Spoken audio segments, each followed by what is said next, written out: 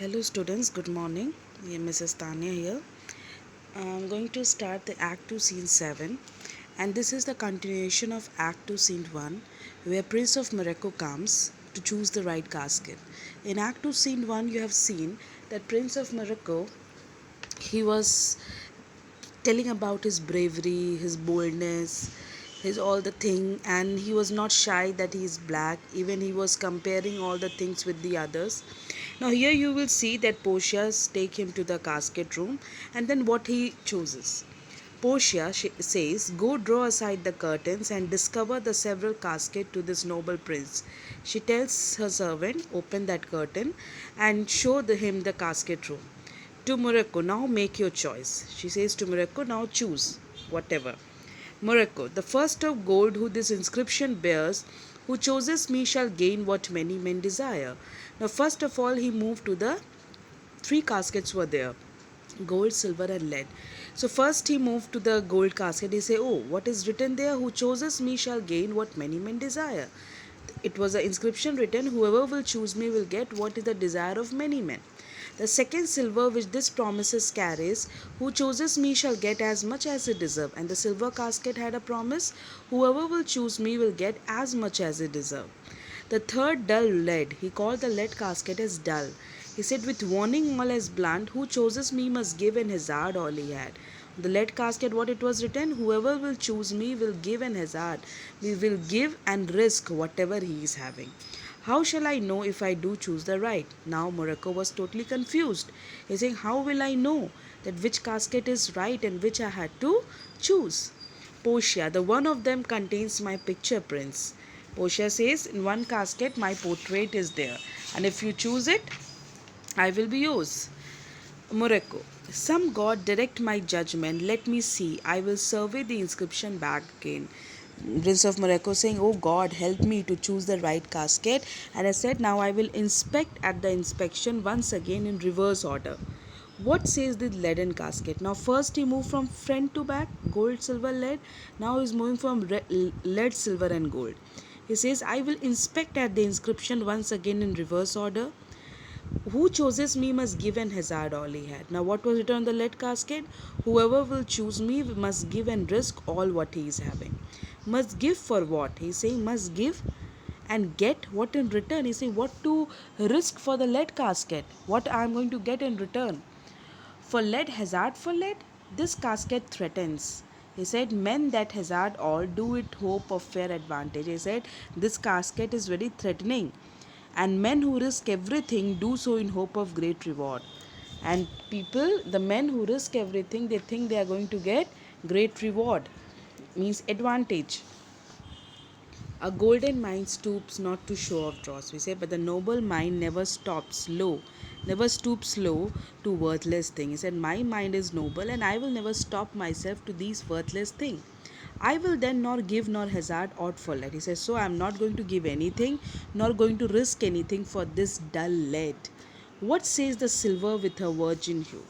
Now he moved to the silver casket. He said, "What says the silver? Who chooses me shall get as much as he deserves." Now, silver casket, you know what was written? "Whoever will choose me will get as much as he deserves."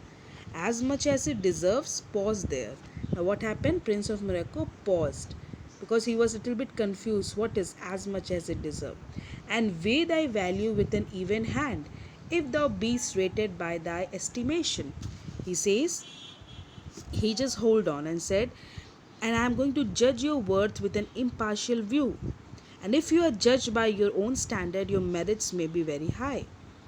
Dost thou that deserve enough and yet enough?" And said, "You deserve. What I deserve is a sign of weakness. Were but a weak disabling of myself." Said, "But I am not a weak person.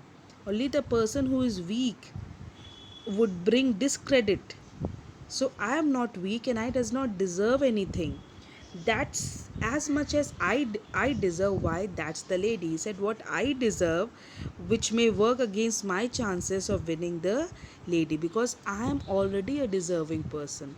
And if I move on for deserving as much, it is my discredit, and my deserve is to only win the lady.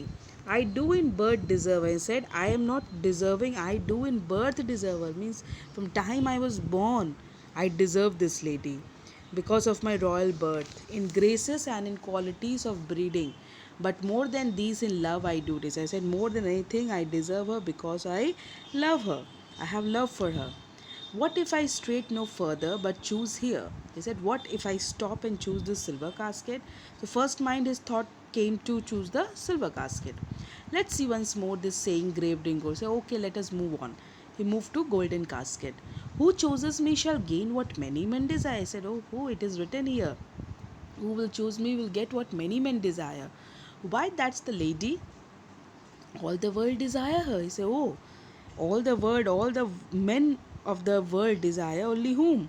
Lady. From the four corners of the earth they come. He said, they have come from the four corners of the earth to kiss the shrine, this mortal breathing saint. They have come for what? To kiss the shrine, this mortal breathing saint.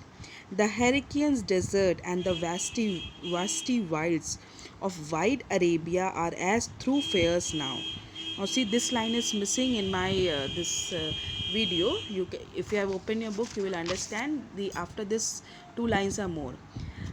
The Hercynian desert and the vasty wilds of wide Arabia are as through fairs now. He says that from the four corners of the earth they have come to kiss the shrine. Like shrine is as a statue, a pilgrimage, where you go to a saint or what? Shrine of the saint in human form. And then he's saying the Persian desert, the Hercynian desert, Persian desert, and the vast wilderness of the vast Arabia have become highways to princess coming to see fair Portia. It has become a way, and they have come after facing all this trouble to see Portia. For princess to come view for fair Portia, the watery kingdom whose ambitious head, he said, the ocean whose fierce waves throw a water to the heavens, are not hurdled to stop these suitors, to stop the foreign spirits, but they come. They did not stop. So many hurdles they faced, but they did not stop. They crossed it and they come to visit Portia. It's like that lead contains her twere damnation to think so base a thought it were too gross. He's saying they have come here, and then he says one of these three casket contains her divine image. But is it possible that lead casket has it? If it were too gross to rib her care cloth in the obscure grave, or shall I think in silver she is immured? He says this lead is only ordinary metal and cannot even contain her winding sheet when she is put into a dark grave. So shall I think that her portrait is in the locked up in the silver casket, which is being 10 times undervalued, which is 10 times undervalued to gold, which is not even over to gold, undervalue. Oh, sinful thought, never so rich a gem. He said, oh, my thought is so wicked. Never a rich gem, never to be set less than in gold. Was set in worse than gold. They have in England a coin that bears the figure of an angel. He said, in England there is a coin which has a figure of an angel. So here angel is compared to whom? Portia.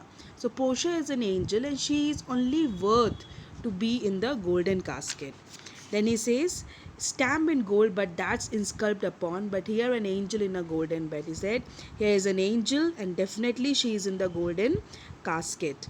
And then lies all within. Deliver me the key. Here do I choose and thrive as I may. He said, now I am going to choose the golden casket, and her portrait is here only. Now let me see. Whatever may be my chances of success, I don't know.